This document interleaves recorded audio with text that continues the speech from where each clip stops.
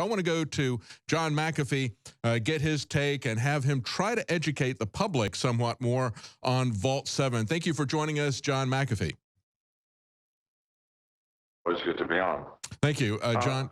Now, let me start by saying yes, the inability. It's absolutely, by the way, impossible to determine the source of a hack if the hacker is even remotely sophisticated. Because look at the hackers we do catch. They're teenage boys, like the 15-year-old who hacked into the FBI, stole every name, address, phone number, photograph, fingerprints, and social security number of every undercover agent in the FBI and published it on the dark web.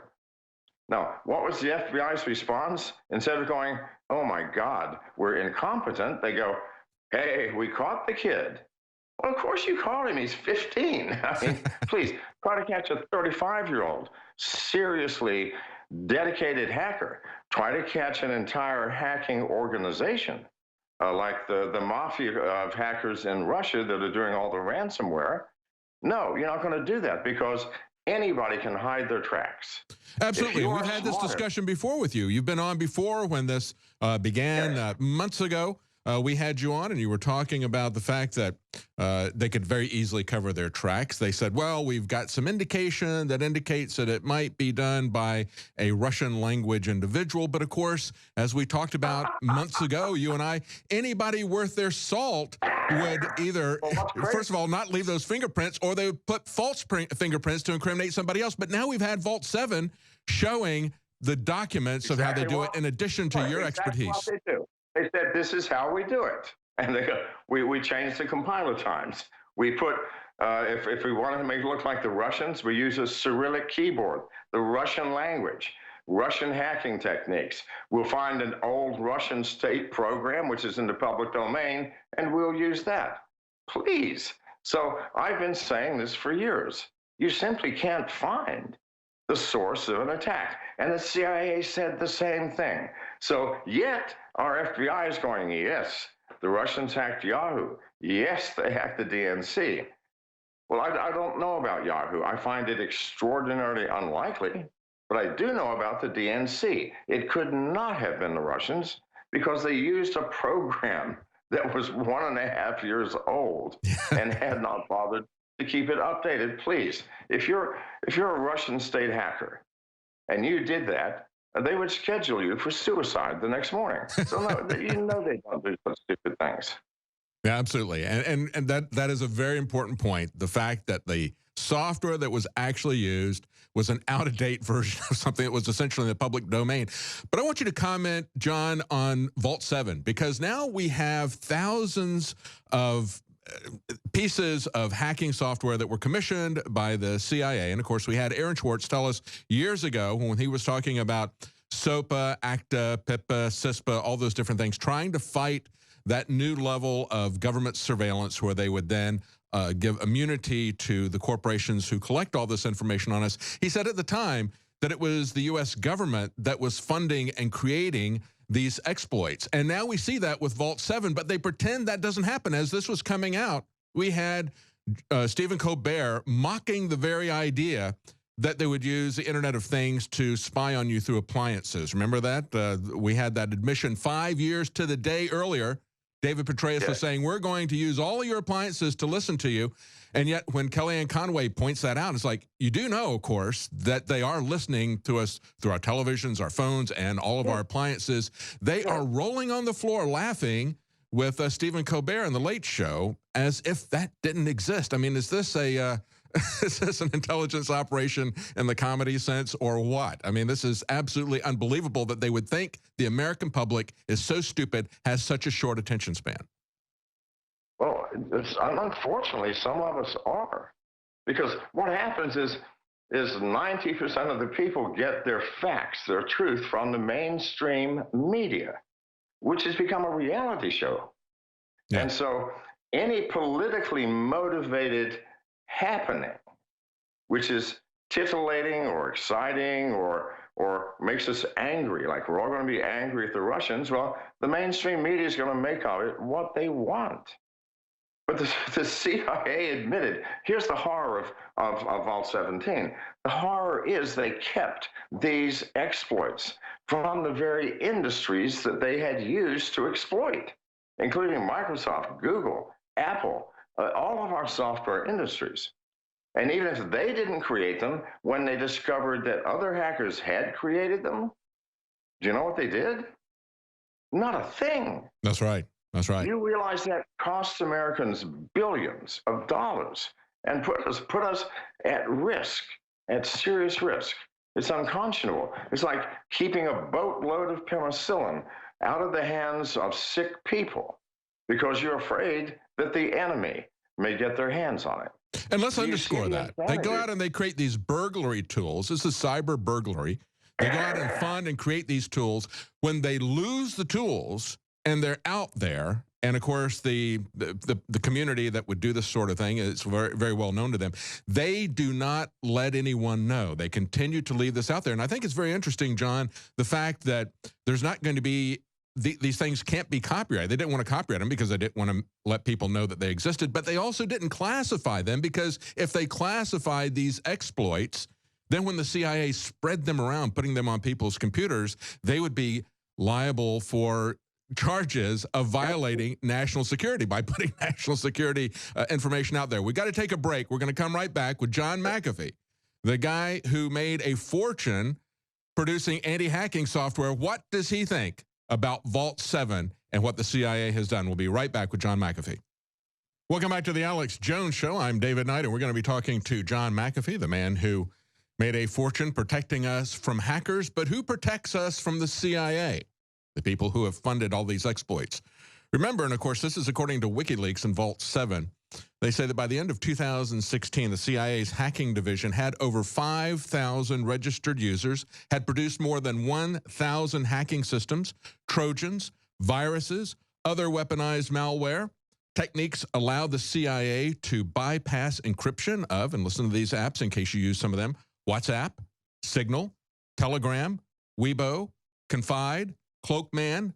What they would do is hack your smartphone and grab this information even before it was encrypted.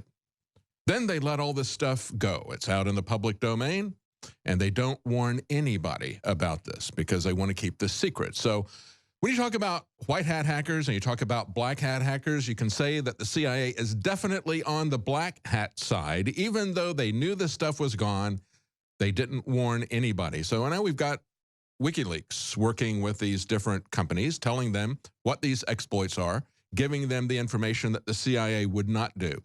When you are told that you need to sacrifice your liberty, and they promise they're going to make you more secure, they're going to make you more safe, I hope you remember what the CIA has done with this. Not only did they fund these exploits, and remember, going back to what Aaron Schwartz said, he said years ago, before he died, before I believe they killed him, he said the government is funding the creation of vulnerabilities. They're offering rewards for people to find and build vulnerabilities into the system and give it to the U.S. government. And then, of course, when that leaks out, the U.S. government doesn't care about your security. Think of all the mischief that a criminal, just an individual criminal, could do with your accounts using these hacks that the CIA created, funded, archived, and then lost and told no one about it. So that's the way they keep you safe, folks. That's the way they keep you safe. When you give up your liberty, when you give up your security, when you let them do dragnet surveillance. And of course, all of the hearing that we heard today, talking about how this was totally laughable, that anybody would wiretap Donald Trump. And of course, no president would do this. Let me just read you a couple of quotes that came out today from FBI Director Comey. I want to get John McAfee's comments on this. Comey said, there is no information to support Trump's tweets that he was wiretapped. Comey said, no president could order such surveillance. Well, what he left out of there was no president could legally order such surveillance. But of course, we have a government now that doesn't care about legality.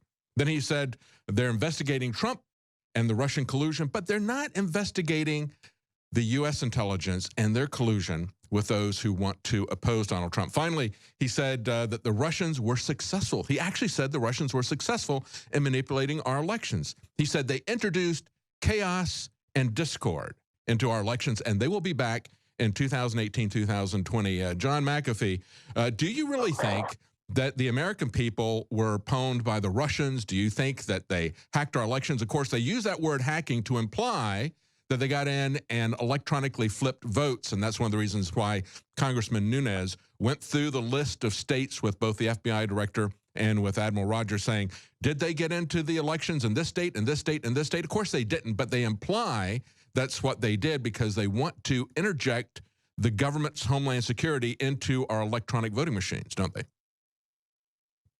Well, the first comment, you started off by saying that in Vault 7, the CIA said that they had techniques of bypassing WhatsApp, Signal, and every other encrypted program. Yes, they do.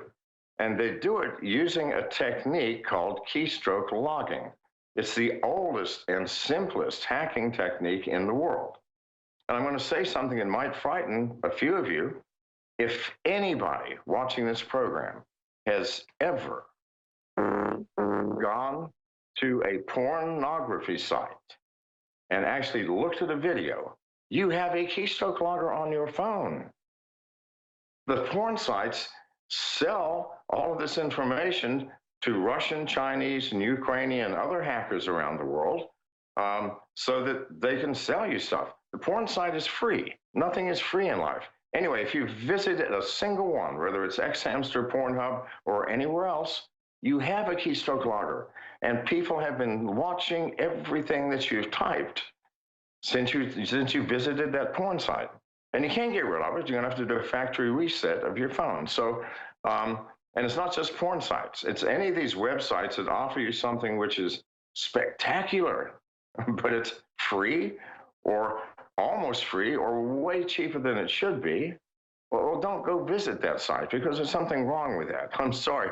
The world does not work that way. So I'm sorry to digress.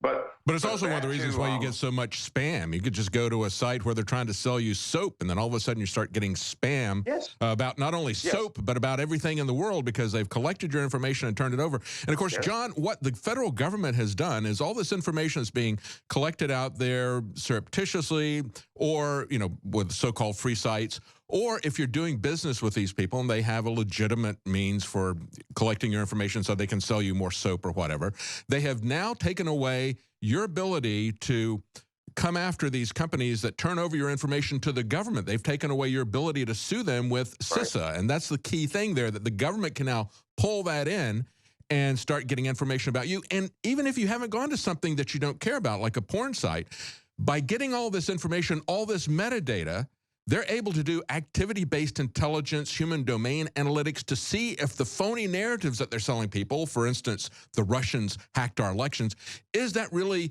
working with the American public? Let's look at what they're talking about. Let's look at where they're going. Let's look at what they're putting on social media, and then we can determine whether or not our fake narrative is really gaining traction with the American public. That is a very dangerous thing. Absolutely. But to finish answering your question, you asked specifically about the CIA's capabilities of hacking and getting access to us, American citizens, and you also mentioned James Comey, the director of the FBI. Well, if you remember when San Bernardino happened, the shooting, the FBI went to Apple and demanded that Apple give them a master key to all iPhones, meaning that they could unlock anybody's. They didn't need a master key. I knew they didn't. Anyway, so I went on CNN and I debated the FBI's mouthpiece, Steve Rogers. And by the way, one of the slickest men I have ever met. I watched a lot of his interviews with CNN, Fox, and others before I debated him. And his entire thing was about, you have to give up some privacy. Yes. So that we can secure you. Give up your freedom, give up your privacy. I was not going to go down that road with him. He was too slick. So I came at it from the other angle. My problem is not privacy versus security, which in fact it is, but for this case, no. My problem is, we have a certain degree of security now. You are asking America to allow you to make us completely insecure. Because once you get that key, you can't keep it. It's an electronic key. It's bits and bytes. You cannot keep this from hackers, and the whole world will know. And that's what we've seen with Vault 7. And he finally said, maybe, Mr. McAfee, we can work together. Fat chance the FBI will ever call me for help. Well, he may be working with the Washington Post, because we have to remember when we go back to Watergate, and that's one of the things when Donald Trump tweeted out about wiretaps, he said, this is like Nixon and Watergate. And I think, quite frankly, it is. We have to remember that Deep Throat was a deputy director of the FBI at that time. So we saw a coup happening there. We see an attempted coup happening here. Why isn't the FBI investigating the people who have leaked this information out of the intelligence community? Why aren't they looking at that? Instead, they're telling us, and this is what Comey said today, we do have an ongoing investigation against the Russians. We don't know anything, but we have a lot of innuendo, a lot of character assassination that we're going to put out there. And then we got CNN saying the bizarre saga of President Trump's claims that he was wiretapped. There's nothing bizarre about that. We all know that that's happening to everybody. But we've had former CIA and former NSA director Michael Hayden say, we don't listen to bad people. We listen to interesting people. Do you think, John McAfee, they would have thought that Donald Trump was an interesting person when he's running for president, when he's president-elect? Well, if not, I don't know who is. Yeah. But no, seriously, the FBI and the CIA, I know that it's a crime to do what just happened, to release us. But good God Almighty, we need to know these things. I'm sorry. And if someone has to do a crime, to do it, because the crime is in having secret societies. Yes, yes. We have 17 of them in America. The CIA, the NSA, the FBI, and all 14 covert agencies within the Pentagon. These are secret societies. Dwight Eisenhower and even President Kennedy warned us against the dangers of secret societies. And so, yes, go ahead. I'm glad somebody hacked it. I'm glad they took it out, and I hope the hell they get away. Yes. Well, you know, actually, I think it's very interesting because WikiLeaks talked about this as Vault 7 was happening. They said, look, they didn't copyright any of this code that they were using to burglarize everybody's computers and devices because they didn't want this to go out. So there's no copyright violation. And they didn't classify any of it because if they did, John, then they would be guilty of violating handling classified documents by distributing this code. So it's not classified. And this is only the beginning of the Vault 7 revelations that we've seen from WikiLeaks. There's going to be more of those coming out. So I don't think that this is like the Snowden leaks or even like the Project Dragnet information that we got from Mike Zullo that we had earlier on and Jerome Corsi. They were talking about this whistleblower, Montgomery, who showed that they were, between 2004, 2010, the NSA was actually getting information about Donald Trump. They had 18 addresses of his businesses. They had another 8 or 9 addresses of people like his golf pro, where they were surveilling everything about him, surveilling Alex Jones. Now, that's information that was put out there by whistleblower, but I think Vault 7 is not really something that they can even come after them as putting out secured documents because they're not classified. But even if they do, please, yes, let's get real. We need to change the way that we view information, and especially secret information. We're living in the age of cybersecurity. I promise you, there is not one secret in this world. There isn't. Hackers are so good that they will get whatever they want. And if someone wants that data from the CIA, maybe it was an inside job and someone took it, more than likely, but I don't know. But they can't keep it secret forever. This is what we don't understand. We've got massive cyber weapons that we've developed, enough to destroy the world 1 million times over, far more deadly than nuclear weapons. And yet those weapons can never be kept secret. The delusion belongs with the NSA, the CIA, and the FBI, who actually believe that they have secrets. Please, God, we're living in 2017. Wake up. Go to the dark web. There's every secret on the dark web. Yes, absolutely. And I think the point that you made earlier, and I remember when you came on our show and talked about the fact that you went on and debated Rogers and said, look, if you had that key, you're going to lose that key. And now we've seen that they've lost thousands of keys into people's devices through Vault 7. Yes. And this whole idea Yes. that you've got privacy, that you can give up your privacy to get security, that's nonsense. Whenever you give up your privacy, you've lost your security.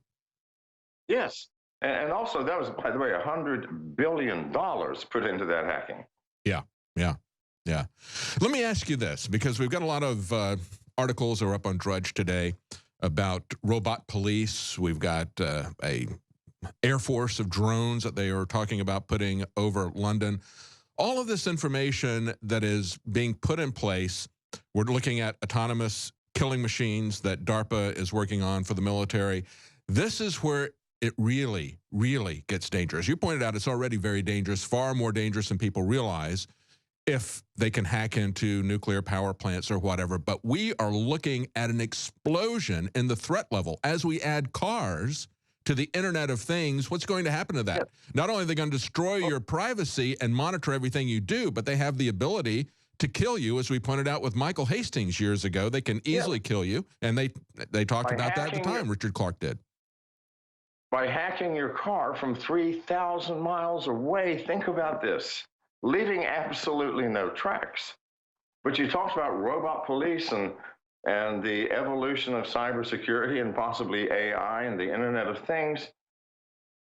You know, I think somehow, I'm 72, and I've turned a little bit cynical. I think there's something in the human race which is self-destructive. Yeah. I don't know what it is. I mean, we all love and we feel joy and we love our families. We have grace and generosity. But find me someone who does not also have greed, jealousy, anger, and hatred. So I think something within us as a society is self-destructed. And it takes a few individuals awake enough to yell the warning, whoa, stop. I'm one of those. Yeah, exactly. You know, I've interviewed, John, I've interviewed Hugo de Garis about his Artilect war, where he says, hey, we're going to create artificial intelligence that's going to be so smart that it can choose to destroy us if it wishes. And yet, even though he puts that warning out there, he says, I have to do it because it's a technical challenge to create the next level of device out here. And I've known a lot of engineers, you're an engineer, who take that bargain with the devil and say, we want to create the next impressive thing. It's an intellectual challenge to us, and they don't think, or if they do think about it, they don't even care about the consequences. That's the amazing thing to me. Well, but this has been with us forever. I mean, when we detonated the first atomic bomb, there were some scientists who truly believed that the chain reaction would not end and would simply destroy the Earth. And did it anyway. And yet they did that. Yeah. So, yes, and then AI is, I'm not saying we shouldn't have AI.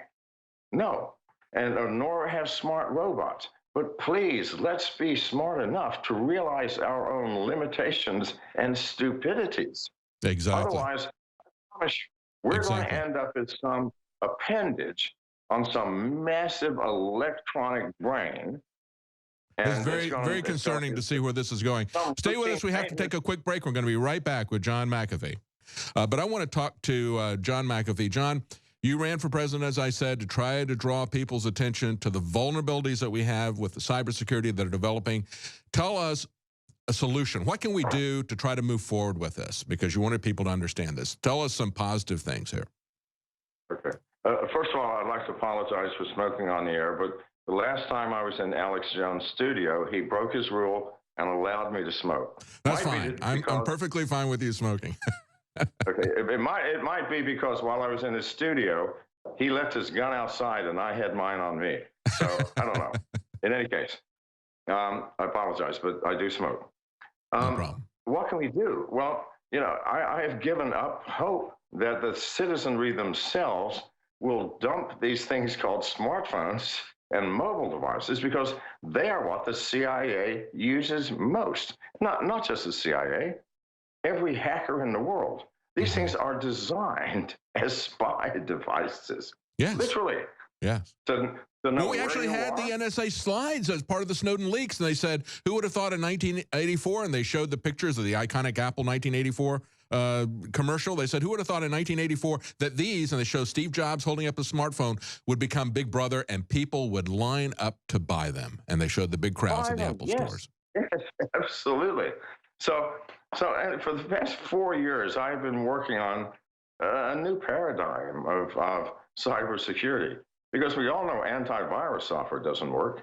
Every major hack, everyone was all protected by the latest antivirus software. It Mm-hmm. doesn't work. It can't work. Hackers don't do that anymore. 95% of hacking is social engineering, something, by the way, the CIA apparently knows nothing about. So, but that's scary in itself. But so I'm building a new set of tools. I'm number one. We just got my company MGT. By the way, I want to do a tangent a little later about the Securities and Exchange Commission and how they are killing business. But other than that, my company MGT, it's a public stock, um, uh, is manufacturing number one the world's first.